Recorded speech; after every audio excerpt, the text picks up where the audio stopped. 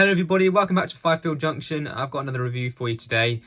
But this loco, today's loco that we're looking at, and this particular one is a brand new release from Hornby. It's only just come out, and it is, as you can see, it's a rail operations group, class 47.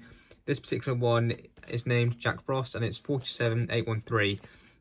And now this particular one is the TTS sound version. However, as you can see, Hornby have made a little bit of a blunder here with the packaging, because it doesn't actually say TTS sound up in this corner where it should do. Obviously, as we can see, it still has the DC fitted logo on there. But if we go to the end of the box, we can see there it does say with sound on the end there. So maybe just when Hornby were doing the packaging for this logo or something, they just forgot to add the branding onto it, or maybe my one's just a one-off or something. Maybe other people have had a bit more luck with theirs. But yeah, obviously it should say TTS sound there, but it definitely has the sound decoder fitted. We can see there it says with sound, and we've still got all of the DCC fitted branding on the side there. So that only a slight error, I suppose. Could be misleading to some people, but yeah, this particular one is TTS sound, which is one of the reasons I went for it, because I do want one of these. I did want for a little while to get a Hornby Class 47 with the TTS sound, because, well, I quite like the TTS sound. It's not, I wouldn't say it's my favourite my favourite sort of sound decoder in the world. Because I think there are better ones out there. There are quite a lot of better versions out there. However, the TTS sound is good, especially for the money. The TTS sound chips that Hornby do, and they are very good. The sound files usually are pretty good. Obviously, the speakers are terrible, and I will be changing the speaker in this for something better in the future. I won't be doing it in this video, but I will be changing the speaker for something better. So the speakers are, I think, the main thing that let them down. Generally, the sound files and the range of functions that you get are very good. Obviously, the customization of the decoder isn't as good with other decoders out there. However, generally, for the money, the TTS sound chips, they are really good. And I think what is quite surprising with this particular model is the general value for money with this loco, and quite a lot of Hornby's current TTS locos, especially their new diesels. The value for money does seem to be very good. The RRP of this particular loco is £120.99. I obviously didn't pay that. This loco has come direct from Hornby, but as I'm a Collector Club member, I also got a 10% discount on that, so I paid around £108.50 or something, which is roughly the retailer price for these. And for that price, the value for money, I think, is really good. The TTS decoders by themselves are probably, I'd say, worth around £40 to £50. I wouldn't really recommend you pay any more than £50 for a TTS decoder, unless you really want a particular one. But I wouldn't pay any more than probably £50 for one. If you take that into consideration, around £40 to £50 for the decoder, that's only around what, probably around £60, £60 to £70 for the loco. That's not too bad, because the regular versions of these, the regular DCC ready versions of these current Hornby diesels, not just these 47s, but their 37s, I think the new Deltics as well, the 66s, the RRP for those is getting close to £100. So for only around £20 more, you get a sound chip in the loco as well, and that's not too bad. Obviously, I wouldn't recommend buying the DCC ready versions, because the price of those is, well, it's a rip-off. But the TTS sound versions, the value for money with those, I think, is really good, which is quite surprising with Hornby's prices at the moment, because most of them are ridiculous. However, I think these models with the TTS sound, those, I think, are very good value for money, which in this day and age, with the current prices across the model railway market, a price like that, especially for a new model, is very, very good. So this particular model obviously is a railroad version, as we can see there, so we know the detail is not going to be amazing. However, it is the Railroad Plus. I think all of Hornby's new railroad models, they are sort of Railroad Plus quality, which basically means delivery is supposed to be better. And we have got etched nameplates in here as well. We can see the detail bag there. So we've got etched nameplates, which is good as well. Obviously, that's a nice feature to have, especially at the slightly higher price compared to what these models would have been a few years ago. So overall, it's not too bad, I think. Obviously, the packaging, it's not great. We can see it's the typical polystyrene tray. Well, I think it's going to be polystyrene. It might be the egg box type packaging underneath that maybe. But yeah, packaging not great, but well, again, it's a railroad model, so it's, again, we know probably it's not going to be the best. And the box, it's fairly plain. There's nothing really that interesting on it. There's no information about the locos in real life, unlike Hornby's typical block of ice style packaging. Obviously, you get some nice information about the real things on the back of the box, and usually about the exact loco that's in the box as well. But not in these locos, and even the instructions inside don't really tell you anything either. So that's a bit of a shame, but it's okay, I suppose. It does the job. If we go back to the end of the box, we can see there. So it's a Railroad Plus, so it's enhanced livery. That's literally all the Railroad Plus is. The model code for this model, if you want to order it, because it is brand new, it's only just come out. It's R30042 TTS. It's in Rail Operations Group Class 47. It's a Coco, which is the wheel arrangement. Jack Frost is the name of this one. It's 47813. I'm pretty sure this one is still in service with the Rail Operations Group. I know they recently got rid of some of them. I'm pretty sure they've still got this one. And it's with sound, so TTS decoder fitted. We can see they're DC fitted. So we don't need to worry about fitting a decoder to this, which is nice. But again, I will be changing the speaker because the speaker is rubbish. But at least it does the job, I suppose. But anyway, if we open the box up, there we go. Bit of a tight fit there. Bit of polystyrene there just came off without a shot. I haven't had this look at the box yet, so I really have no idea what it's going to be like. I have had one of these TTS Sound 47s before. It was one of the what was it? It was the when Hornby, I think it was when Hornby first started doing their factory TTS locos. You may know that they did a I think it was rail freight distribution sector, rail freight triple grey with the distribution sector logo, one with the TTS Sound fitted. I did get one of those, but unfortunately the decoder had blown in it, and the seller obviously didn't know that, so that logo had to go back. But it was all good. I got a full refund for it, but it was a bit of a shame because obviously, well, first experience with the Hornby TTS Sound logo, and the decoder was blown. But obviously that wasn't really, I suppose, an error on the seller's part, because it was sold secondhand to me, and the retailer had obviously bought it or been given it off someone else, and that person had obviously failed to mention that. So, experience so far with the factory TTS Sound locos hasn't been great so far, but hopefully this one will be much better. But obviously you can see the logo there in the tray. If we just we'll grab the instruction manual as well. So if we just have a look through the instructions for the Hornby Class 47, I'm sure it's going to be typical stuff. It's going to be should be fairly easy to take care of these because they are quite basic models. So typical stuff, so we've got general stuff, routine maintenance, so DC ready. Obviously that's not relevant on this one because it's already got a decoder fitted. And inside there, so we can see there, yeah, so it's typical stuff. So to take the body off, because this is ex-Lima tooling, so we can see there, yeah, typical Lima sort of style. Take out the buffers and the body just unclips. We can see there, so DC ready. So if you get one of the DC ready versions of these, there's an 8-pin socket inside, so fitting a chip or a sound chip or whatever will be nice and easy to do. And there's loads of room inside these models as well, so if you want to fit quite a large speaker or multiple speakers, then that should be fairly easy to do as well. Putting the body back on, nice and easy, and then lubrication, and you do not need much, so just, yeah, a little bit on the axles and a little bit on the gear train as well. Accessing the gear train in these isn't the easiest thing in the world, because you have to pretty much disassemble the entire motor bogie. However, lubrication, yeah, it's a little bit on the gears, nice and easy to do. The motors in these, I believe, are just 3-pole motors. However, they have dual worm drives on each side. So the motor bogie, I don't actually know which end it's at, but let's say it's this one. The motor will be inside the bogie around here. There'll be 2 worm drives, and that drives the gears, and that drives just 2 of the axles on these models. And yeah, that's how it's done. So fairly simple, but it could be worse, I suppose. But yeah, that's all of that in there. So we put those to one side. With it, we can then see here we've got the TTS Sound instructions for the Class 47. This would be nice. I can add these to the collection, and it's quite nice to have a TTS Sound 47, because especially just, well, the TTS Sound 47s in general, the price of older versions of these has gone through the roof, and I don't recommend paying them. And even the prices for the Class 47 TTS decoders by themselves, when they do come up, which, trust me, is not very often, the price of those as well is quite ridiculous. So it's nice to have these on the market, I suppose. And it should make getting hold of a TTS Sound 47 much easier. And even if you just wanted the decoder by itself, that should be hopefully not too bad either. Anyway, let's open up inside here. So there we go. We can see all the sounds there. So we'll listen to those later when we put the logo on the track.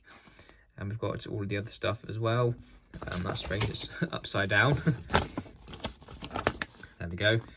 So yeah, all the stuff there talks about CVs, all of the important stuff to help look after the decoder, programming it. I do recommend looking through this. If this is your first TTS sound model, or maybe even your first DCC model in general, then I'd recommend looking through instructions like this, because trust me, they are helpful, they are useful. Again, it talks about various CVs, how to change them, factory settings for them. It tells you about everything inside these instructions, and trust me, they are useful. So I recommend looking through there, again, if you're not familiar with these TTS decoders. Anyway, if we put those to one side, there we go. And we can now have a look at the logo. So we just need to unsellotape it from the polystyrene. This would be a bit interesting. Probably should have brought a knife down with me. Nope, I don't think like that.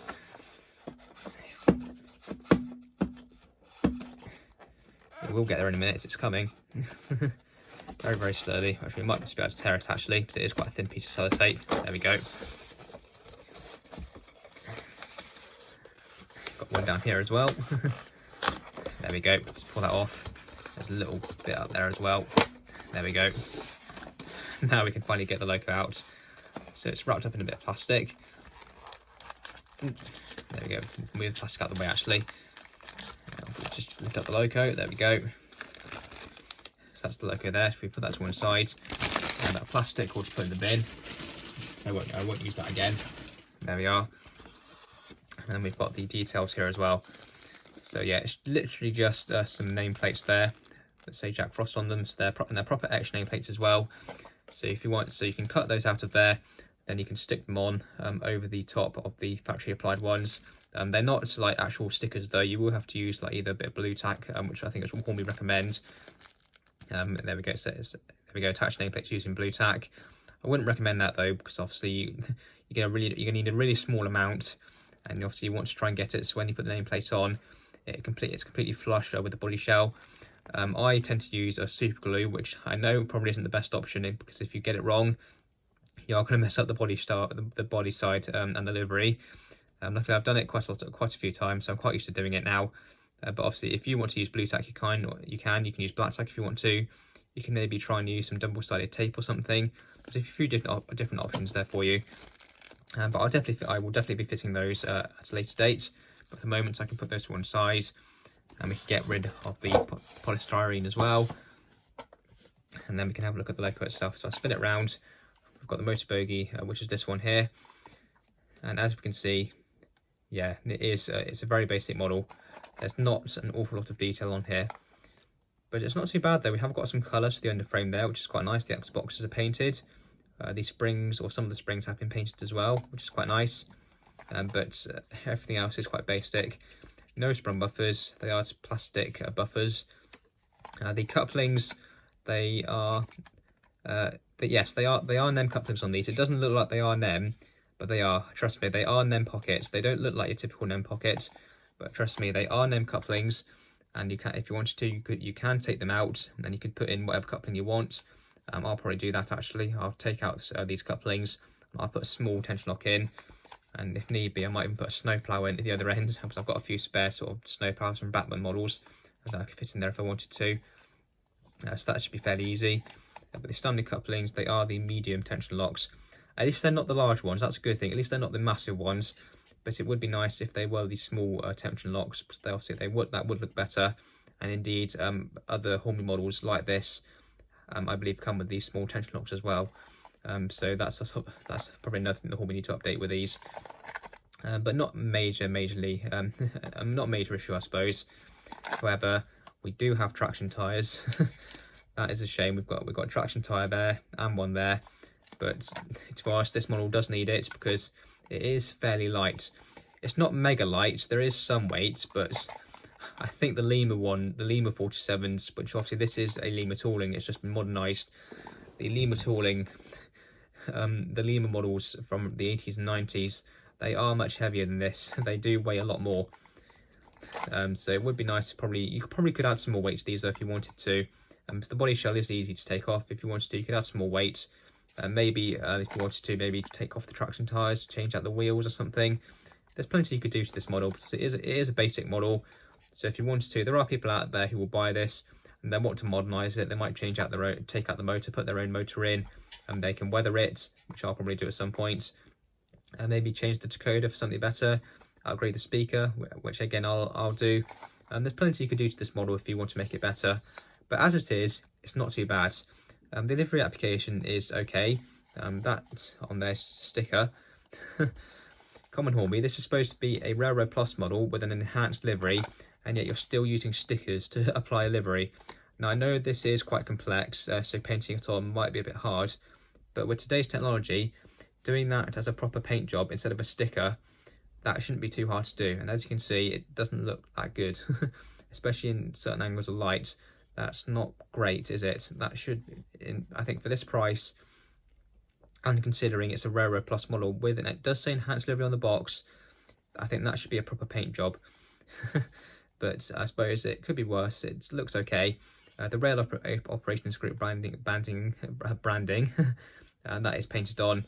And you've obviously got the tamper printed nameplates there, which actually look pretty good, and they've got a nice shine to them as well. And all of this other all of the other numbers and the website there, that's all painted on as well. So it's not too bad. The roof, quite basic, but at least we've got some colour there, which isn't too bad. You can see right down there inside the body, so if you wanted to, you might be able to fit a smoke generator in there actually. I'm not sure how easy it would be to do, but you probably could do it. Because there's quite a lot of room inside these. The glazing is okay, although just behind there you can see that where the chassis block is. The motor is actually suspended from the chassis. But overall it's not too bad. You've got warning signs on the fuel tank and the batteries there. More warning signs on the side. The camera stripe is nicely applied. The ends of the model, though, are quite basic, as you can see. There's no lights inside. However, you can fit some. I've fitted some to a Lima 47 before. I've obviously done a Lima 37. I've done some Lima HSTs recently as well. So if you wanted to, you can fit some lights. I recommend just drilling out the tail lights and the headlights. You can just use the standard factory molded lenses there. It's not too bad, I suppose. We've got wipers on the front, but they are just molded to the windscreen. There is a bit of detail in the cab, but it's really bare. There's no colour to it, but you can see the seats in there if you wanted to. So if you could put a driver in there if you wanted to, and that'd probably be quite easy to do.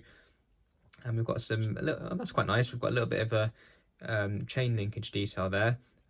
Well, chain linkage, like the chain couplings there, the 3-link coupling detail. There's a bit of that there, which isn't too bad. Is it on the other end as well? Yes, it is. That's quite nice. It is just moulded to the buffer beam, but it has been separately painted, which is nice.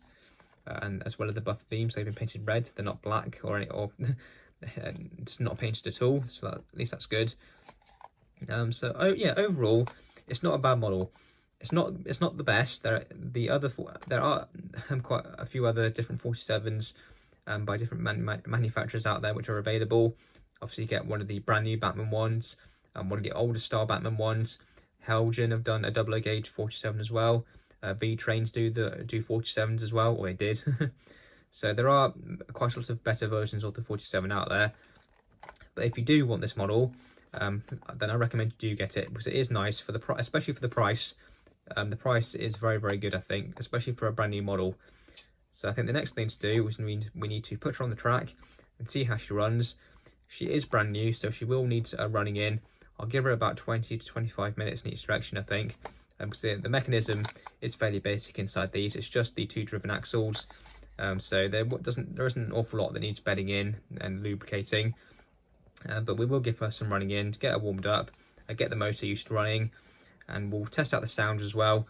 And then once she's all run in and everything, and then we can give her maybe get her running a bit faster and see what she's really capable of. So let's head up to the layout and we'll get her running in, and then after she's run in, we'll test the sounds and really see what she's capable of. Okay, so if we just put her on, quite a lot of wheels to get on, but it should be fairly easy, he says. There we go, come on, there we go. That's the front bogie on. There we go. That should be the dummy bogie on as well. Just make sure. Yeah, that's all wheels on. There we go. Now, obviously, because she's brand new, she's going to be the default number 3, and obviously that's the standard default number that comes up on any DCC controller when you switch it on. So let's give her a bit of a wiggle, make sure she works. She does. It's not too bad. A little bit jerky to start with, but it did smoothen out, so pretty much straight away. And the other way. Yeah, that's not too bad. And obviously that's the first time, well, it should be the first time that all of that has moved. And that, I think for the first time running, that's not too bad. Obviously it was slightly jerky, but again, she is brand new. And it is a TTS decoder. Performance from these isn't always 100%. Sometimes it's really good. Sometimes it's quite bad and quite jerky and rubbish. But I think you can get really smooth operation from these sometimes, especially in Hornby locos. I find they do. I think they do perform better, maybe in Batman locos and locos with better mechanisms. However, they do perform well, and I think for the first time for that one, that's not too bad. The next thing we'll do, we'll just make sure that all of the sounds work as well. So if we just play a couple of the horns. Oh, that's quite nice. That was quite bassy as well, actually. They changed the speakers in these. We'll have to check. I might check that when I take the body off, because usually the factory speakers with these is a typical sort of round speaker, but maybe they changed the speakers in these now to something better. We'll have to see. Do another horn. Yeah, well, that's quite nice actually. I was not expecting it to be that good, but anyway, let's get her running in. Again, we'll give her about 20-25 minutes in each direction. Get her warmed up, get her lubricated, get her used to running. Then we'll come back. We'll have a look through the sounds. I might even take the body off and just see what the speaker inside is to see if it's still the standard speaker that Hornby have used in their TTS sound locos, or if it's something better. But anyway, let's get running in and get her warmed up and get her used to running.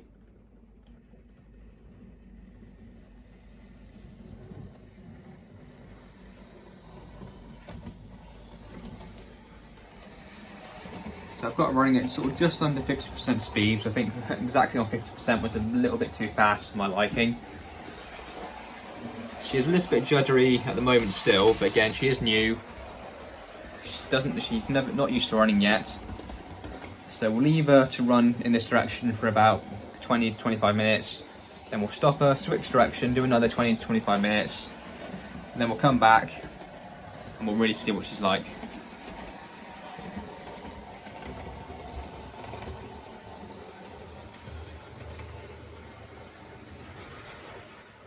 Okay guys, we're back. Now the loco has finished running in. I might give it a little bit more just to make sure everything's definitely okay. However, I've just discovered a slight issue that wouldn't be very obvious unless you actually go looking for it. Now with brand new models these days, we'd expect, we don't want to see any sort of serious sort of manufacturing issues or errors in any way. But unfortunately, whilst investigating the loco, because towards the end of the running in, I noticed every now and then it started making quite a bit of a noise from one of the bogies. It was only sort of at random times. I wasn't quite sure what it was. Now this might not be the issue, it might just be the way the loco is. It might just need a bit of oil on the axles or something. However, if we take a look at the motor bogie, as you can see, you might not see anything wrong at the moment. However, hopefully you can see there, the pickup is completely the wrong side of the wheel. Now you might think, well, one pickup, wrong side of the wheel, you know, stuff like that might happen. Well, no, because it's on both of these centre wheels.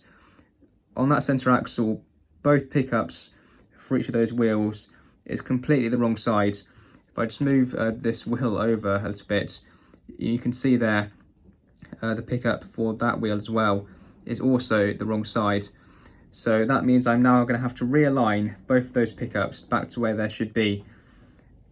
We should not be needing to do stuff like this, Hornby. This is unacceptable, especially on a brand new loco. Now, I know the price is, it's definitely not as bad as what it is on other locos, but for any sort of price, to be honest, we should not be having issues like this. Now, it obviously doesn't seem to be affecting the loco, because the loco has run completely faultlessly around the layout without cutting out at all during its running in periods. However, even just pickups like that, that's still going to affect the running quite a bit. So, but I just don't even know what to say now. That has annoyed me a fair bit, especially considering that getting the base keeper plates off these bogies, which is what I'm going to have to do, because I'm going to have to take that centre axle out to realign the pickups. Getting this bogie frame off is not easy, because you've got a clip there and there. It's the same on the other side. Then you've also got these clips on the ends as well, and disengaging all of those clips is not easy to do. But I'm going to have to do it. I thought we'd gone past this, seeing issues like this, but nope, here we are, brand new loco, and yet both pickups on those centre wheels are bent and completely out of alignment. I don't know how that's happened. This must be been when they assembled this loco. Whoever assembled it, they obviously did not check these pickups before putting the axle in place. But this is ridiculous. Definitely going to be losing points for that, because that is just not acceptable. But anyway, I'll fix those pickups and then we'll come back and we can carry on. Okay guys, we are finally back. Now, apologies if you can hear the rain. It is very typical British weather outside today. Yeah, it's not very nice. But with that aside, we are finally back. The loco's here, but this loco's just annoyed me even more. I have tried to fix those pickups, but unfortunately they were just too far gone. I did manage to get them back behind the wheels where they were supposed to be. However, they had been so badly bent and damaged that they basically were stopping the centre axle from moving at all. I've been fiddling around with those pickups for ages now, trying to get them in a position where they're still making good contact with the wheels, but still allowing that axle to move from side to side freely. But that combined, along with the loco's lack of weight, I just could not get those pickups in a suitable position. If I had left them, well, just to start with, I've now removed them. Well, they're still there, but I've had to bend them completely back out of the way, so they're basically not being used anymore. So I'm now down to 4 pickups per rail instead of 5, which obviously isn't ideal. However, the loco should still be perfectly fine with all wheels on the dummy bogie, and then a driving wheel picking up still on the motor bogie, plus any power that obviously the wheels with the traction tyres pick up. However, I should not have had to do this. I know technically I probably should send this model back because of the faults with it. However, I'm still going to keep it and I'm still going to use it, but I am still annoyed by this. Now you're probably thinking, why didn't you leave those pickups in place? Well, they are still there, but they've been bent right back now, so they're right up against the bogie, so they're not touching the wheels, and even when the wheels move from side to side, they're still not touching them. And that is because, well, for starters, one of them was so far gone I just couldn't even use it anyway. The other one, which was the one that was on this wheel here, I did manage to get it back into place and making good contact with the wheel. However, it was just it didn't matter what position I had it in. It was just putting too much pressure on this wheel, and basically when the loco came around this corner, the front axle on the loco just there, the front axle would derail as it went around this corner because the amount of pressure that was being put on that centre axle, it just wasn't allowing the centre axle to move over far enough to allow the loco to go around this corner without the front axle derailing. So the front axle would lift off the track, and then when it went over this point, because this point is wired properly for DTC, so that there's still power going into these sidings for all the locos, even though the power isn't set to go in there. When the loco went over this point, it just shorted out. And the only way for me to rectify that basically was to remove that pickup, to bend it out of the way like I've done, so that it's not being used anymore. Obviously, it wasn't a problem to start with when I was first running the loco, because obviously the pickups were bent this side of each wheel, so there was nothing really stopping the axle from moving. But putting those pickups back into place where they should be, along with the damage that they'd already suffered, they just weren't helping. Whilst they were then picking up power, they just weren't allowing the loco to run properly. So yeah, I've had to I've had to bend those pickups out of the way so that they're no longer being used, and so that axle can now move freely like it should do. This isn't good enough, Hornby. quality like this, whilst generally the actual quality is fine, like the loco looks good and the general assembly is okay, the way those pickups have been put in, that's just not good enough. Literally, whoever assembled this particular loco, it just shows they just didn't really take much care in putting that axle in, because that's literally all it was. When whoever put the axle into here, they obviously didn't check the pickups or anything. They just put the axle in and put the bogie together and everything, and that was it. They obviously did not check when they were putting this axle in to ensure that the pickups were where they should be, and that's just not on. That is not acceptable. It really isn't. But we're going to carry on anyway. The loco still runs fine. It's still got plenty of pickups to keep it going. Although how much that having those pickups removed is going to affect the loco, I don't know. But she should still be perfectly fine. I've got locos with less pickups than this that still run perfectly fine. So we should, hopefully, fingers crossed, we should be fine. But yeah, that is not acceptable. But anyway, rant over. We can finally listen to the sounds. Now, I did take the body off. I didn't take the bogie frame off to repair the pickups. I was able to fiddle around with them without taking the bogie frame off.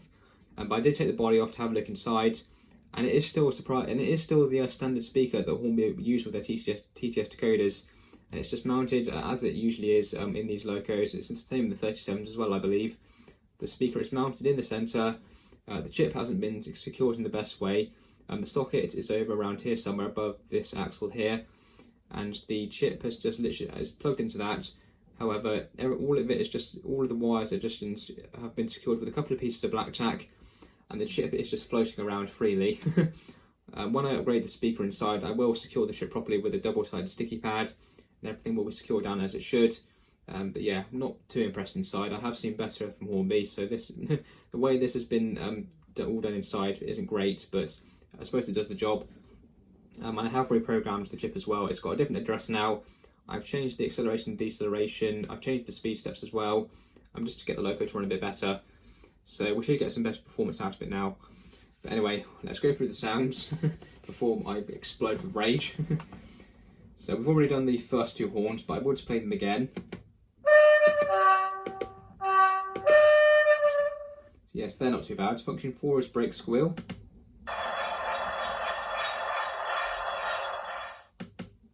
Yeah, it's not too bad. There is a bit of an echo coming from there. The speaker probably hasn't been installed in the best of ways. The small plastic piece that goes over the top to help secure it in place, and I suppose to help seal it a bit as well, is a bit bent. So that's not great. So that might be why there's a bit of an echo. But it could just be that the volume might need lowering a bit. But I'm sure we can deal with it for now. Functions 5, 6, 7 and 8 are all to do with the engine sound, so it's notch up, notch down, idle, and thrash, but they'll also only be useful when the engine's running, so we can leave those for now. Function 9 is also cold start, so we don't need that either for the moment.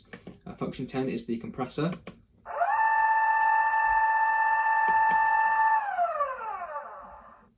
Almost sounds like something from Doctor Who, that does, I think, doesn't it? But yeah, carrying on. Function 11 is the door slam. Yeah, it does the job, I suppose. Function 12 is the fan.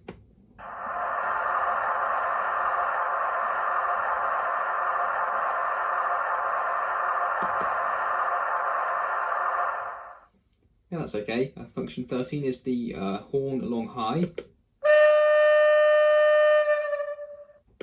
Oh yeah, that's good. And then function 14 is the horn along low. Yeah, very, very good. So we've got a nice selection of horns. Function 15 is the primer.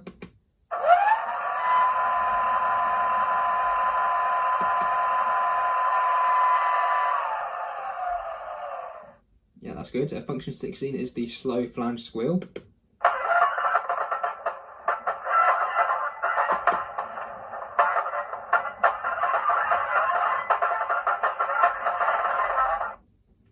Yeah, okay, so it does the job, it's there. I wouldn't say it's great, to be honest. It's not probably the best flange squeal ever, but I suppose, well, at least we've got it. Function 17 is the Spirax valve.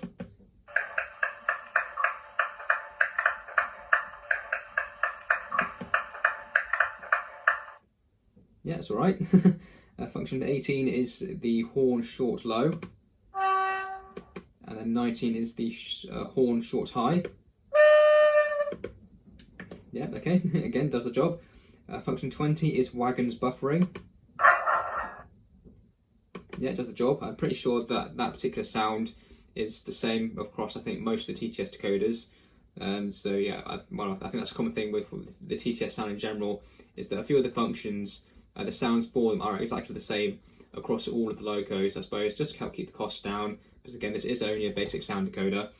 Function 21 is wagons clanging. I think this is the same across all TTS decoders as well.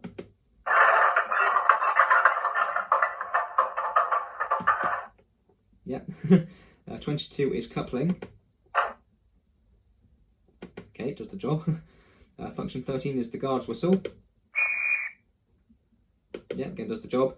And then finally, we've got locomotive buffering on function 24. Okay, sounds more like a coupling to me, but I suppose, yeah, it does the job. So now we can fire up the engine.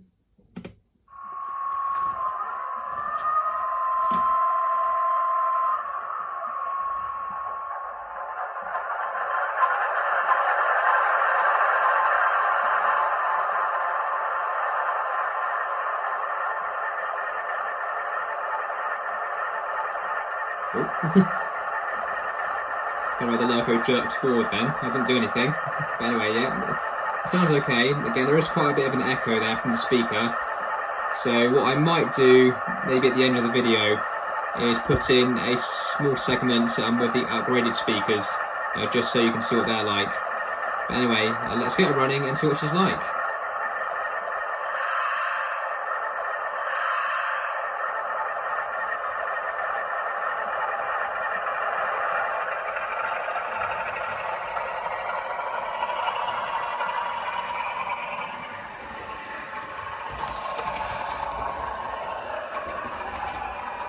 So yeah, overall she's running rather well. The sound, it's not great, I suppose. It is a bit disappointing in my honest opinion.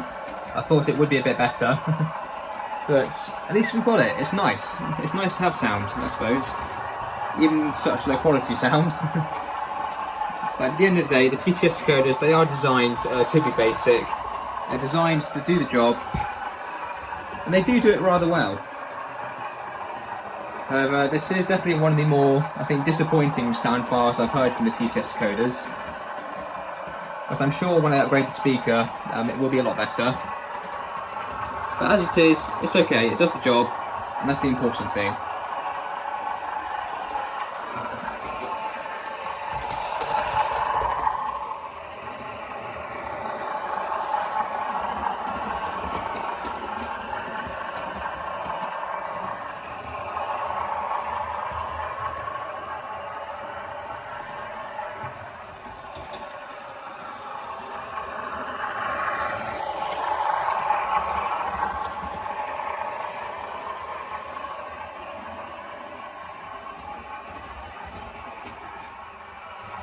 Well, overall, she's not too bad. She's not the best in detail and performance and the build quality for sure. But if you want one of these locos, I think I can recommend them to you. I'd just be a bit wary of those pickups to ensure they're definitely in alignment to where they should be. She is getting a little bit squeaky now, so maybe the axles could use a bit of oil. But yeah, overall, she's great. It's just a shame that the quality isn't as it should be. Hey guys, quickly before we get to the ratings part of the video, I thought I'd just very quickly show you the upgraded speakers that I fitted to the model, just so you can see what the model is like with upgraded speakers, and hopefully with some better quality sound and some more bass. Hopefully see the more potential that you can get out of these TTS decoders. I've also fitted one of the Bachmann Class 37 snowplows to the front. I have had to modify it quite a bit, so I've had to file down and take off quite a bit of the top of the plough to ensure that it fits on the loco properly without it clashing with anything. And I think I've done enough of it. It doesn't seem to be interfering with the body shell anymore. so that should be fine. And I just thought I'd do it because it just makes the loco look a bit better. And I've also changed the back coupling to one of these small tension locks as well, just so that looks a bit better. Now these speakers that I put inside, in the centre where the old speaker used to be, and where there's quite a large recess in there, I fitted one of the EM2 speaker drivers that you can buy. It is basically an EM2 speaker, but it's the actual driver, like the round driver section out of it. So you get most of the effect of an EM2, but basically from a smaller speaker. It's not, I wouldn't say it's not quite as bassy as the EM2s are themselves, and you do have to make an enclosure for these speakers, and I have made my own enclosure for it. But it does sound good, and with it, because with these TTS decoders, you need at least either one 8-ohm speaker, or like what I've done here, you need two 4-ohm speakers. The other speaker is just a spare 24mm round bass enhanced speaker that I had lying around. So that's also gone in, and that's around the back here, just behind the rear cab detail. And together they do sound good. It's mostly only the EM2 you can hear, but it still does sound much better than it did before. So if I just play a couple of the horns.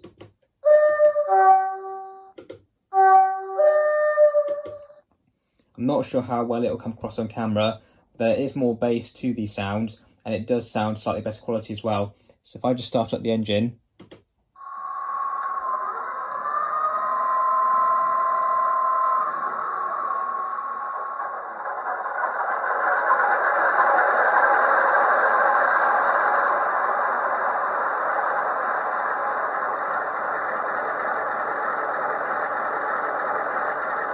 So there you go, I hope you can hear that, and I hope you can hopefully tell the difference between the standard speaker and these new speakers. Hopefully you can hear it. There's more bass to the sound. It just sounds deeper. It does sound better than compared to the standard speaker. So hopefully you can see what I mean by how worthy it is of grading the speakers in your models. I still don't know why with this chip, when you start up the engine sounds, I don't know why the loco lurches forward slightly when you do it. It could just be a slight maybe issue with the software on it or something. Luckily it's not too bad and it won't bother me at all. It's just a bit strange, I suppose. But hopefully you can hear that with these upgraded speakers, the loco does sound much better. I really do think it does. It really does sound better. And obviously with the snowplow as well, the general look of the model is better as well.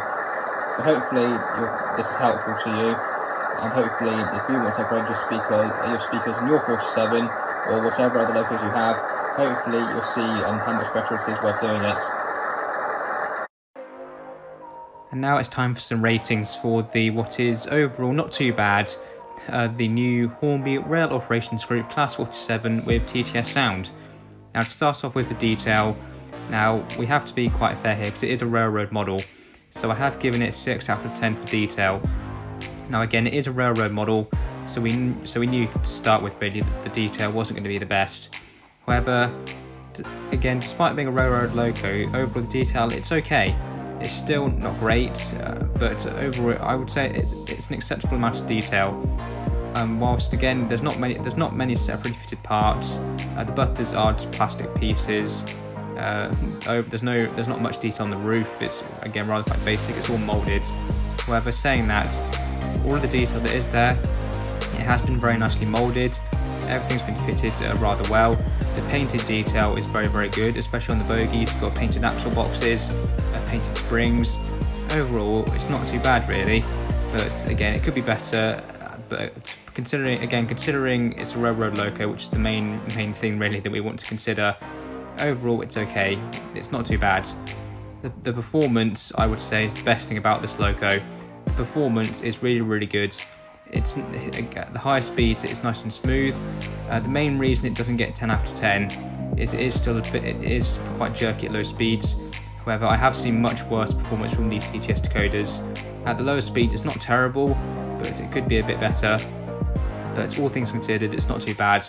The model does run smoothly at higher speeds. It's nice and quiet.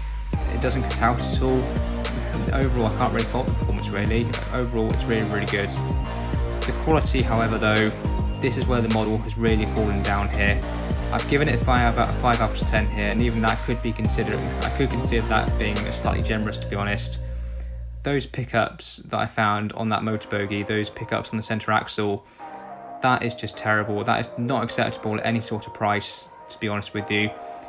How something like that gets through quality control checks, if Hornby even do that, which it doesn't seem to be that they do, that is just not acceptable. Now, whilst it hasn't affected this model at all by the looks of it, because it does run very well, that is still going to affect the model's performance, especially over dirty track and dead zones. Not having those wheels picking up is going to affect the loco. Now, yes, it does have another 4 pickups, well, I suppose 5 if you count the ones that are on the wheels with the traction tyres.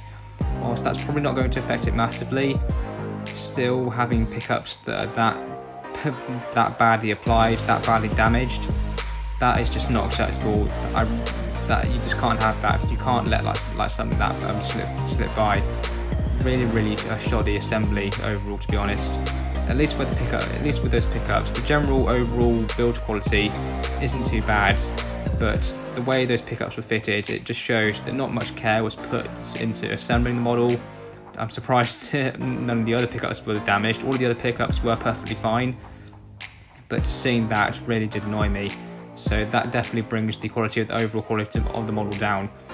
Now, also considering that, I suppose, whilst the quality isn't terrible, the model does feel quite cheap in the hands, and yes, again, it is a railroad model, so we know it's not going to be super high quality, but the model does feel quite cheap.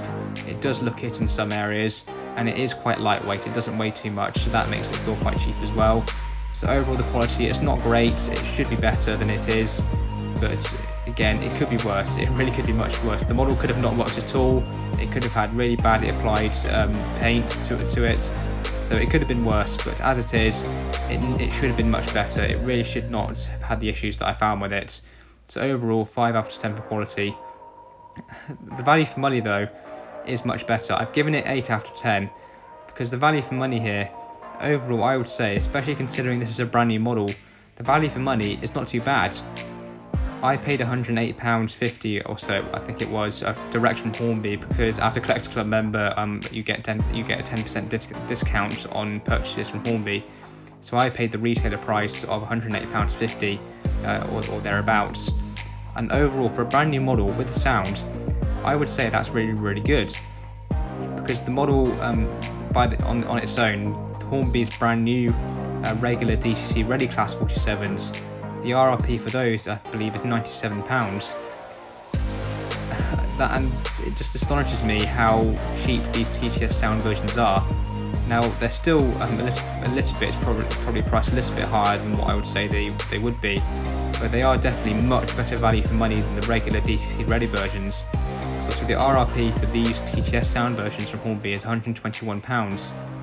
And considering the TTS decoders by themselves are worth anywhere between £40 and £50, that's only around £60 to £70 thereabouts, or well, £70 to £80 I suppose, that you're really paying for the loco. And overall, in my opinion, that is really good, and especially for a model these days that's brand new, a price like that is very welcoming, considering the brand new releases of other locos is much higher.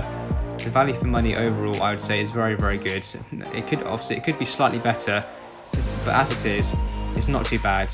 It is good. I really can't fault it, to be honest. So overall, that is a 7 out of 10 for this particular loco. Not terrible, but it could be better. It's definitely the quality that's brought it down this much, I think. But as it is, it's not an absolutely terrible loco. If you do want one of these, I recommend you get one because they are good. They do run well, and they do look the part.